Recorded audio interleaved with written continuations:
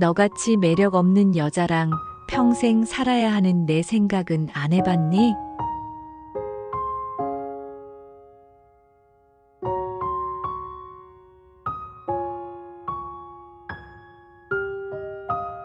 안녕하세요. 느티나무 라디오입니다. 커다란 느티나무 아래 잠시 쉬어가듯 당신의 고단한 마음을 안아드리고 싶습니다. 내온 청춘을 바쳐 믿었던 사람에게서 받은 상처가 비수가 되어 가슴을 후빌 때 우리는 도대체 어디로 가야 할까요? 오늘 보내주신 사연은 가슴 한구석이 무너져 내리는 그러나 끝내 가장 찬란하게 빛을 찾은 이야기입니다. 그녀의 사연을 읽어드리겠습니다.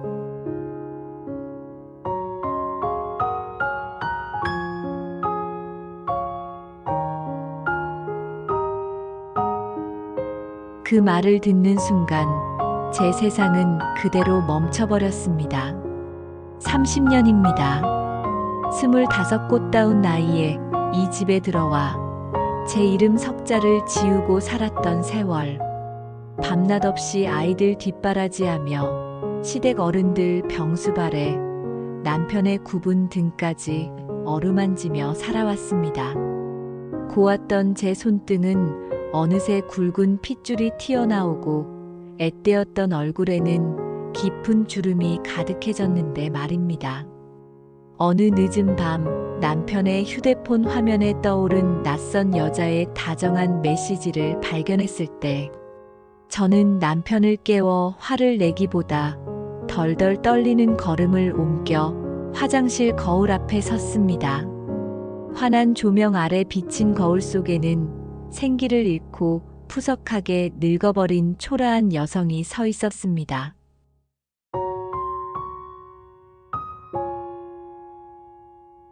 다음 날 아침 증거를 들이미는 제게 남편은 사과 대신 가시 돋친 말을 내뱉었습니다. 내가 거울을 좀 보라며 여자로서의 매력을 잃은 지가 언젠데 다른 곳에 눈을 돌리는 게 당연하지 않냐는 듯이요. 그날 이후 저는 매일 밤 불 꺼진 거실에 웅크려 스스로를 깎아내리고 자책했습니다. 내가 밤 냄새 대신 향수 냄새를 풍겼더라면, 조금 더 예쁘게 꾸미고 상냥했더라면 우리의 결말은 달랐을까? 길을 걷다가도 화려하게 차려입은 또래 여성을 보면 저도 모르게 고개를 푹 숙이게 되었습니다.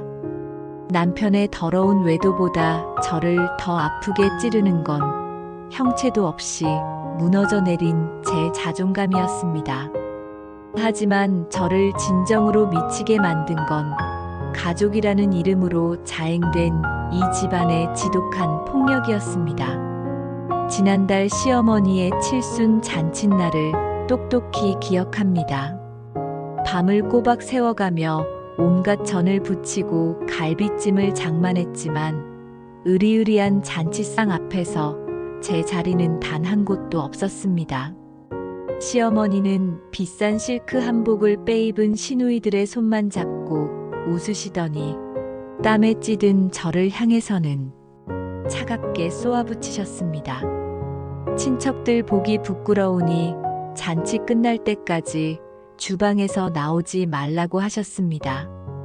제 몰골이 집안 수준을 떨어뜨린다는 그 모진 말씀에 남편은 제 편을 들어주기는커녕 오히려 혐오스럽다는 듯 얼굴을 찌푸렸습니다.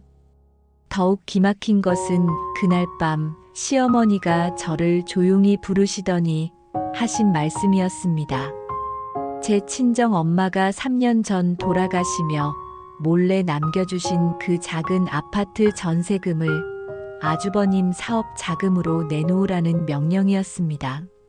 어머니, 그건 우리 아이들 등록금으로 쓸 마지막 생명줄이라며 제가 바닥에 엎드려 울며 애원할 때 문 밖에서 듣고 있던 남편이 벌컥 들어와 제 어깨를 거칠게 걷어찼습니다.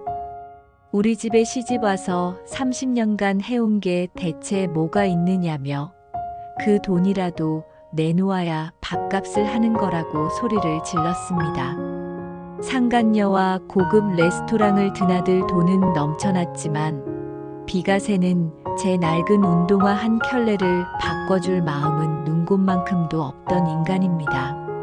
심지어 제가 콩나물 값을 깎아가며 꼬깃꼬깃 모아둔 비상금을 훔쳐내어 그 여자에게 수백만 원짜리 명품 가방을 사주었다는 사실을 알았을 때 저는 소리조차 내지 못하고 주저앉아 피눈물을 토해냈습니다. 시댁 식구들 모두가 남편의 외도를 아주 오래전부터 알고 은폐해주고 있었다는 사실은 제 숨통을 완전히 끊어놓았습니다. 가족이라는 따뜻한 가면을 쓴 채 뒤에서는 칼을 꽂는 그 잔인한 폭력 앞에 저는 실오라기 하나 걸치지 않고 벌거벗겨진 기분이었습니다. 하지만 무적행의 바닥을 찍고 나면 인간은 눈물을 거두고 짐승처럼 살아남을 방법을 찾게 됩니다. 어느 순간 제 두 눈동자에는 슬픔 대신 서리빨보다 더 차가운 이성이 번뜩이기 시작했습니다. 남편이 회식으로 늦던 날 밤, 저는 안방 장롱 깊숙한 곳에 비밀 서랍을 부수고 열었습니다. 그리고 그곳에서 확인한 진실은 단순한 하반신의 배신을 넘어 아주 정교하게 짜인 사기극이었습니다. 제가 아이들 등록금을 위해 피눈물로 모아둔 금융권 적금이 모조리 해지되어 그 여자의 오피스텔 보증금으로 흘러간 내역서를 제 두 눈으로 똑똑히 확인했습니다. 저는 더 이상 엉엉 울지 않았습니다. 대신 심장이 얼음처럼 차갑게 식어가는 것을 느끼며 잉크 냄새가 채 가시지 않은 증거 서류들을 단단한 파일 폴더에 코팅하듯 정리했습니다. 그로부터 한 달 뒤 시아버님의 팔순 잔칫날이 밝았습니다. 시댁 식구들은 여느 때처럼 제가 앞치마를 두르고 노예처럼 음식 시중을 들며 묵묵히 뒷바라지할 것을 뻔뻔하게 기다리고 있었습니다. 하지만 그날 아침 저는 땀 냄새 나는 앞치마 대신 옷장 깊숙이 걸려있던 가장 고급스럽고 단정한 맞춤 정장을 꺼내 입었습니다. 생기 잃은 얼굴 위로 파운데이션을 두껍게 바르고 붉은 립스틱을 칠해 철갑 같은 우아함으로 제 무너진 자존감을 빈틈없이 덧칠했습니다. 거실 한복판 잔치 음식을 기다리던 시댁 식구들 앞에 저는 아주 귀한 불청객처럼 허리를 꼿꼿이 세우고 앉았습니다. 음식은 안 내오고 어디서 배짱이냐는 시어머니의 날카로운 타박에도 저는 눈 하나 깜짝하지 않고 조용히 미소를 지었습니다. 그리고 가방 안 깊숙한 곳에 넣어둔 무거운 서류 봉투를 꺼내 대리석 찻상 위에 소리나게 던져놓았습니다. 어머니, 당신께서 그토록 끔찍이 여기시던 이 가문이 자랑스러운 명예가 이 얄팍한 종이 몇 장에 고스란히 담겨 있습니다. 저는 파일을 열고 남편이 그 여자에게 보낸 수천만 원의 송금 내역과 역겨운 대화 내용들을 또박또박 낭독하기 시작했습니다. 사색이 된 남편이 욕설을 내뱉으며 제 팔을 거칠게 낚아채려 할 때 저는 싸늘한 눈으로 그의 손을 매섭게 쳐냈습니다. 품위를 지키세요. 당신이 30년간 제게 강요하던 그 알량하고 고귀한 품위 말입니다. 제가 늙고 매력이 없어서 외도를 했다는 당신의 짐승 같은 논리는 법정에서 통하지 않아. 하지만 내 명의를 도용해 적금을 깨고 내 엄마의 유산을 가로채 방을 얻어준 사실은 횡령과 사문서 위조라는 아주 무거운 범죄야. 분위기 파악을 못한 시누이가 며느리 주제에 미쳐 날뛰냐며 삿대질을 해댔습니다. 저는 대답 대신 휴대폰을 꺼내 시누이가 상간녀와 희희낙낙하며 저를 조롱하고 불륜을 은폐해주던 통화 녹취를 쩌렁쩌렁 재생했습니다. 순간 왁자지껄하던 거실은 얼음물을 끼얹은 듯 소름 끼치는 정적에 휩싸였습니다. 입을 다물지 못하는 시어머니와 파들파들 떠는 남편을 향해 저는 자리에서 천천히 일어났습니다. 저는 오늘로써 이 저주받은 집안의 밥 짓는 유령 노릇을 영원히 끝냅니다. 당신들이 씌웠던 죄인의 굴레, 이제 당신들 목에 아주 정중하게 걸어드리겠습니다. 저는 지갑에서 집 열쇠를 꺼내고 제 젊음을 갉아먹은 수갑 같던 낡은 결혼 반지를 빼내어 식탁 위에 소리 나지 않게 내려놓았습니다. 이 집의 대출금도 당신이 저지른 횡령에 대한 소장도 상간녀를 향한 가압류도 이미 접수를 끝냈습니다. 그동안 제가 닦아온 이 집의 먼지 한 톨까지도 이제는 온전히 당신들이 짊어져야 할 업보입니다. 제 친정 엄마의 돈은 법의 테두리 안에서 1원 한 장 남기지 않고 모조리 회수할 것입니다. 쓰러진 척하며 제 옷자락을 붙잡으려는 시어머니의 손길을 벌레 털어내듯 우아하게 피하며 저는 굽 높은 구두 소리를 내며 현관문을 열었습니다. 문을 나서는 순간 제 등 뒤로 쏟아지는 경악 어린 시선과 절망적인 욕설들이 오히려 저를 옥죄던 밧줄이 끊어지는 소리처럼 한없이 가볍게 느껴졌습니다. 아파트 현관을 나서자 차가운 늦가을 바람이 제 뺨을 스쳤지만 제 텅 빈 가슴 속은 말할 수 없이 뜨겁고 후련한 온기로 가득 차올랐습니다. 수십 년 동안 고개 숙이고 건느라 보지 못했던 화단의 작은 들꽃들이 이제야 눈앞에 선명하게 들어오기 시작했습니다. 저는 그들이 조롱하던 매력 없는 늙은 여자가 아니라 불의에 맞서 스스로를 지켜낼 줄 아는 단단하고 기품 있는 여성으로 다시 태어났습니다. 앞으로 혼자 헤쳐나갈 시간들이 고단할지라도 저는 털끝만큼도 두렵지 않습니다.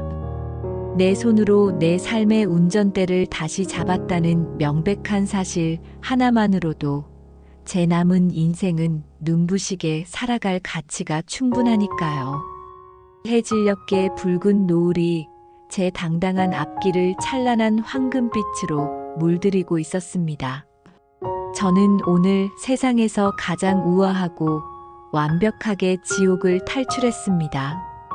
작고 아담하지만 온전히 제 이름으로 계약된 저만의 공간에 눈부신 아침 햇살이 보드랍게 내려앉습니다.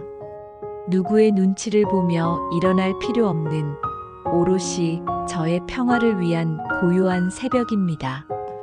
직접 고른 하얀 레이스 커튼이 살랑이는 모습을 보며 저는 향긋한 차 한 잔을 천천히 내립니다. 거울 속에 비친 저는 더 이상 사랑받지 못해 전전긍긍하던 초라한 여인이 아닙니다. 나 자신을 온전히 용서하고 사랑한다는 것이 이토록 가슴 벅차고 눈물나게 행복한 일인 줄 왜 진작 몰랐을까요? 동네 산책길에 툭 떨어져 굴러가는 마른 낙엽 하나에도 풋 하고 미소 지을 수 있는 넉넉한 여유가 이제야 제 삶을 찾아왔습니다.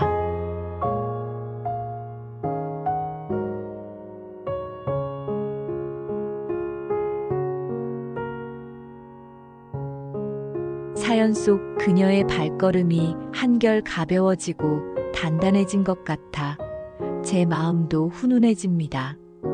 우리는 종종 타인의 인정과 알량한 사랑을 갈구하며 스스로를 벼랑 끝으로 몰아세우곤 하지요. 하지만 어둠 속에서 울고 계신다면 꼭 기억하셔야 할 진실이 하나 있습니다. 누군가의 비열한 배신이나 잔인한 대우가 결코 당신 본연의 빛나는 가치를 깎아내리지 못한다는 것입니다. 상대방의 외도와 폭언은 그 사람의 밑바닥이 얼마나 형편없는지를 증명할 뿐, 당신이 못나서 벌어진 일이 결코 아닙니다. 타인에게 목매던 에너지를 거두어 나 자신을 돌보는데 오롯이 쓰는 것, 그것이 진정한 독립의 시작입니다.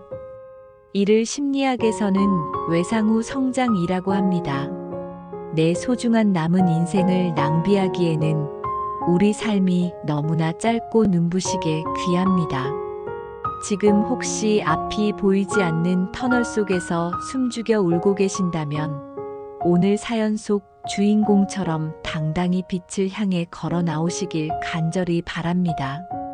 당신은 그 어떤 조건 없이도 사랑받고 존중받을 자격이 있으며 지금 존재하는 그 모습 자체로도 우주에서 가장 완벽한 존재입니다.